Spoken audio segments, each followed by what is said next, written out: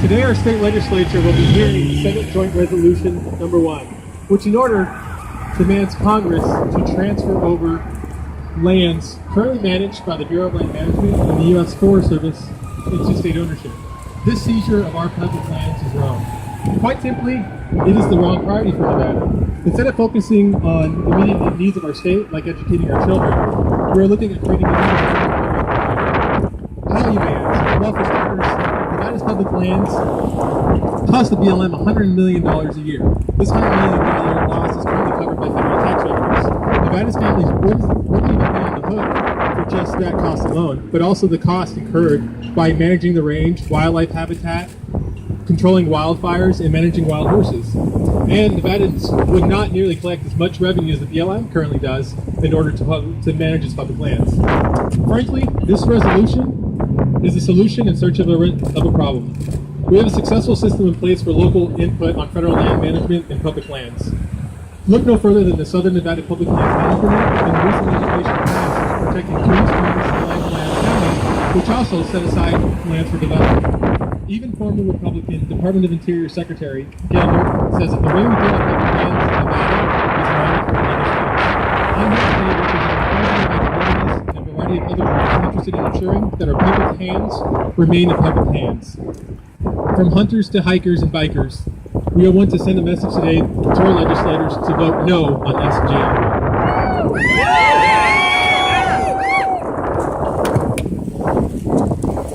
Good afternoon.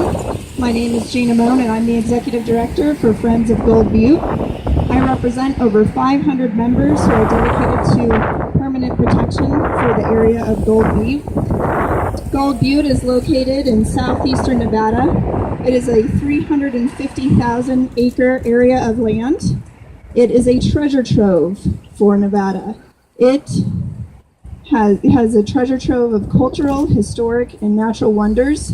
These wonders include thousands of petroglyphs, historic mining and pioneer-era artifacts, rare and threatened wildlife such as the Mojave desert tortoise and desert bighorn sheep, dramatic geologic features like unique sandstone sculptures that have been carefully carved by wind and water, and fossil track sites that date back to between 170 and 180 million years ago. In addition, Gold Butte is a land of multiple uses where people can experience the great outdoors through hiking, hunting, birding, camping, OHV use on designated trails, and traditional tribal uses.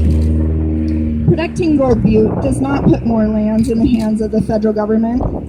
It ensures that the lands that they currently administer receive more resources and that recreational opportunities, historic and cultural sites, and natural resources are all protected. The legacy of our public lands is that they belong to everyone in the nation to visit and enjoy. Gold Butte is Nevada's piece of the Grand Canyon, and it is a national treasure that Nevadans, Americans, and even international visitors treasure and delight in.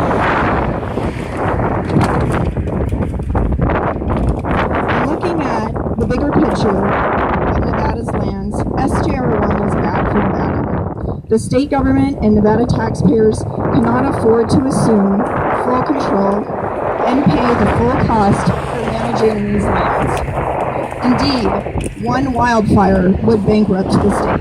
It would cost millions of dollars to fight. By law, Nevada has to have a balanced budget, and seizing our public lands would throw our state's budget into chaos. The state would be forced to raise taxes to sell off to lands to pay for the management of them. If we sold off our lands, they would go to the highest bidder, and we wouldn't be able to enjoy them. We would be locked out of our lands here in Nevada. We owe it to the generations that follow us to protect our public lands like Gold Butte and ensure that they remain in public hands.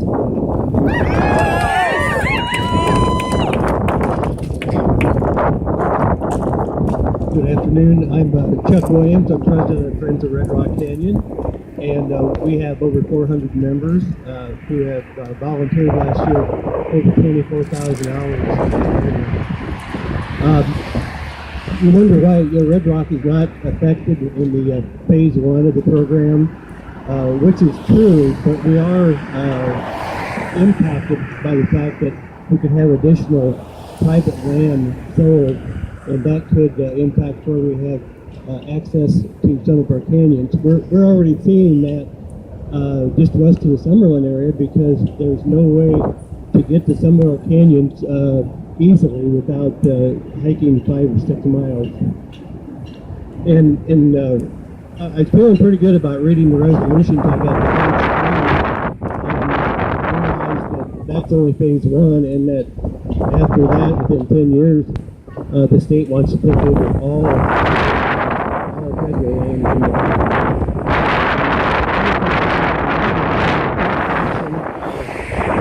Why are you worried about that? Well, the money we get to begin to pay for the actual upkeep and expense of Red Rock. The PLM is underfunded and undermanned, and it was I urge you to vote no, and let's keep Nevada land.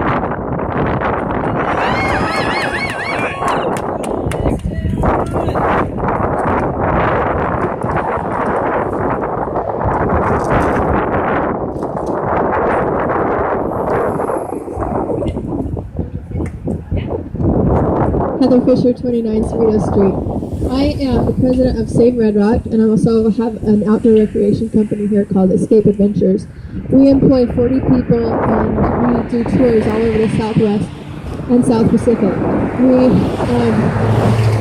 We're here today because we love the public lands, and not only are they good for personal enjoyment and peace and serenity, but also for economic benefit. OutdoorIndustry.org says that outdoor recreation adds $14.9 billion to the state's economy, 148,000 jobs, and $1 billion in state and local taxes. It also would cause a big debt for the state to take over the federal lands, and I don't know why they would want to do that, because our state has a big need for these dollars, these $1.6 billion to mostly Nevada's rural areas where it's needed the most. But talking from my Escape Adventures mountain bike touring and hiking and rafting, we depend on public lands. Our 40 employees and their families depend on public lands. The $14.9 billion to the state's economy is dependent upon public lands, and we just think that public lands should remain public. But more than money, as I stated earlier, my heart belongs to Nevada's public lands. I'm the president of Save Red Rock, and right now we're trying to ensure that 1,000 acres is currently slated for disposal near Red Rock will not be sold off. Just like what would happen with this bill if the lands are sold off. There would be unwanted development and cutting off access to Red Rock.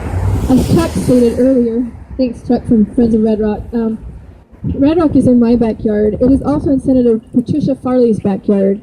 As she sits on the committee today hearing this resolution, I want to call on her to stand up for places like Red Rock today. I urge Senator Farley and all others to vote no on SJR 1.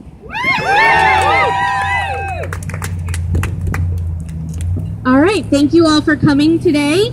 We hope you'll stay for the hearing at 3:30